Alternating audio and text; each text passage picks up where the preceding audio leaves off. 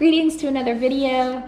I'm just 2 weeks away from the Peaks Challenge event, and I thought I'd do something a bit different today. Throughout my training, not only was I physically exerting myself, but I was also mentally preparing for things. And one of the ways that I did that was by reading some cycling books, just trying to understand mechanics of the bike, but also those inspirational stories about people on their bike, the journeys that they've taken, the struggles that they've endured, and the outcomes, what they've learned from those adventures. So I hope you enjoy my little summary of some books that I've read, and maybe you'll find them in your local library or bookshop and can pick them up and read them too. I'll start with From Ocean to Ocean by Jerome Murith.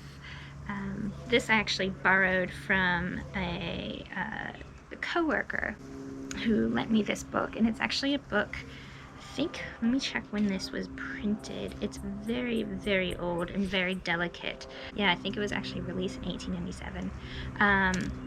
But From Ocean to Ocean, it's an Australian story about the first man to cycle from South Australia and Adelaide and across the country heading north into Northern Territory and ended in Port Darwin. And it was a really interesting story, and my friend who let me borrow this did the similar journey from Adelaide to Darwin, but yeah, he was able to do it on proper roads that time. It was still a really cool journey to hear Jerome's story.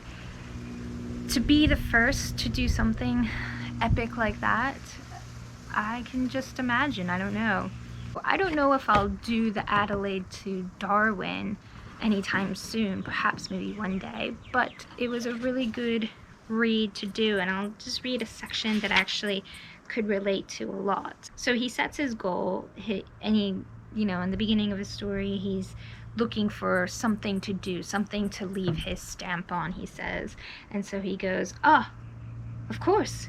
Why, what else could it be? To cross Australia on a bicycle, piercing the very heart of a continent, facing dangers, some known and more unknown, it was the very thing. As the first few to whom I in part confided my intention pooh-poohed the notion, I consulted further with no one. And as I was not in a position to pick up much information concerning the country to be traversed without disclosing plans, which were never mentioned but to be laughed at or declared impracticable, I decided to go quietly at the first opportunity and to be my own guide, philosopher, and friend. And I can relate to that passage. At first, I was a bit timid to tell people that I wanted to do Peaks Challenge. Yeah, I can relate, and I've certainly pulled back many times, probably more than I'd like to admit, of sharing what my life goals are or stories, in fear of ridicule and judgment. So I appreciated that about the book. My favorite parts, so I found the first probably like 50 to 60 pages, and it's only like less than 200 pages, but the first 50 pages or so was hard to get into.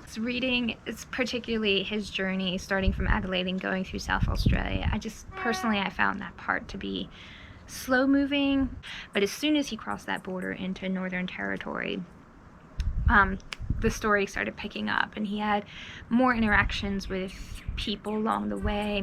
The journey also became very more challenging, much more challenging for him once he got into Northern Territory.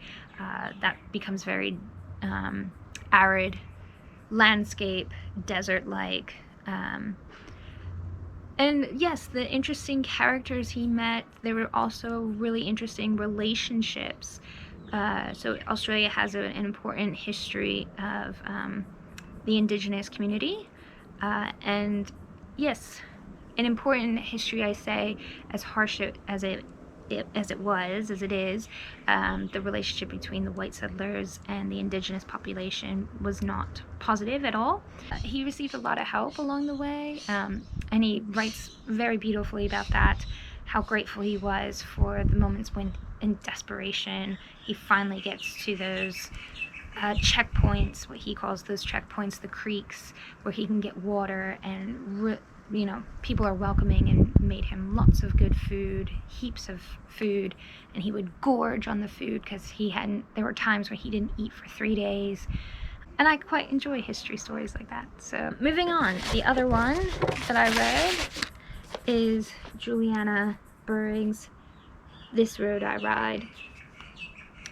This is one that I got for Christmas, and yeah, it really took me just a few days to read it. It's a really fast, really interesting read. So Juliana was a novice cyclist. She tells a very personal story of loss to start with. She doesn't know how to manage her pain, but only by doing this challenge, which is to circumnavigate around the globe.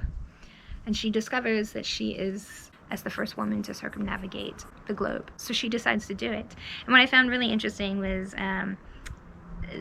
so she contacts the Guinness Book of World Records to let them know of her intentions. And so they give her the rules and regulations.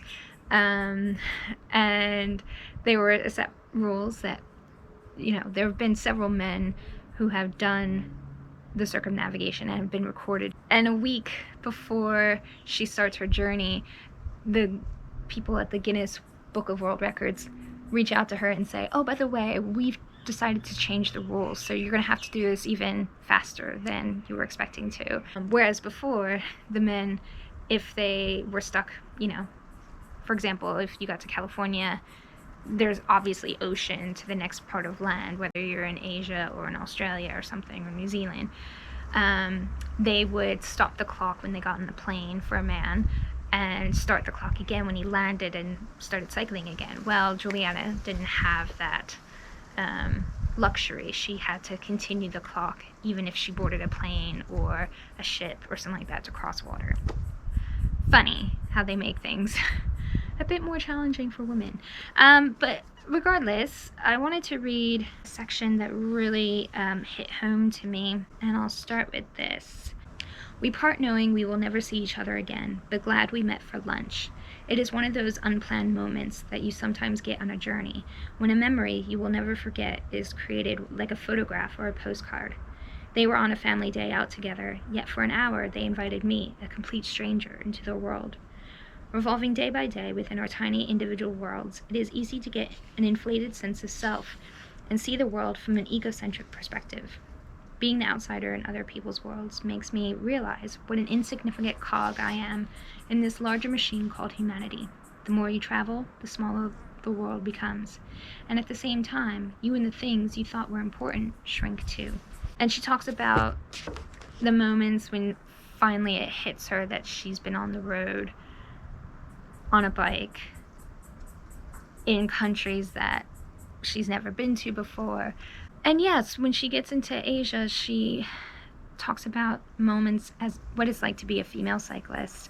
It hits her, the not consequences, but what it's like to be a female cyclist doing this big venture of circumnavigating the globe, traveling alone as a woman, cycling as a woman, the gawks, the stares, the manipulation, the suspicion, and then on top of that, the layer of just being alone, like having very little social interaction. I was moved by that because, yes, I've been doing a lot of cycling in my training alone, not doing a lot of group rides, and there have been times where it hits me like, oh yeah, I'm in the middle of country Australia somewhere and I'm all alone and there's not a soul around and I feel a bit lonely at the moment. So it was just, I guess it's comforting. I find that comforting to know others have experienced that too on a bike, especially a fellow female cyclist. So I definitely recommend This Road I Ride by Juliana Buring. It's a really easy read, interesting, really engaging. I'm telling you the personal story that she tells and how she weaves that into telling her diary entries of what she sees along the way throughout this experience was really well put together. So I won't tell you any more than that. Thanks.